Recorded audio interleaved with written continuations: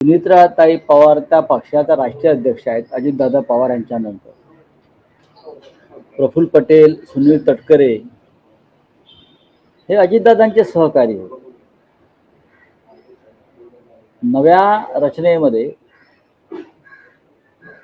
सुनित्राताई पवारांचे ते सहकारी असतीलच असं नाही, आणि त्यांच्या पक्षाच्या अंतर्गत बाबींवरती दुसऱ्या पक्षानं का बोलावं हा माझा कायम प्रश्न आहे. त्यांनी काय पत्र लिहिलं हा त्यांचा प्रश्न. त्यांनी पत्रामध्ये कोणाला पदं दिली किंवा कोणती पदं रद्द केली हा त्यांचा प्रश्न आहे. पण मी एक तुम्हाला खात्रीनं सांगेन की भविष्यामध्ये हा पक्ष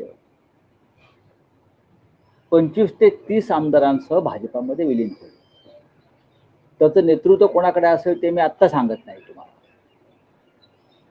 आणि त्याचबरोबर शिंदे गटाचेही तितकेच आमदार हे भाजपात विलीन होते. दोन्ही पक्षांचे तेवढे 25-30 आमदार हे भाजपात विलीन होण्याच्या मानसिकतेमध्ये आहेत. फक्त त्यांना काही काळ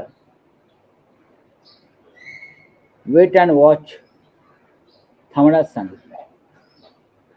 सुनित्राताई पवारांचा पक्ष आणि एकनाथ शिंदेचा पक्ष भविष्यामध्ये यांना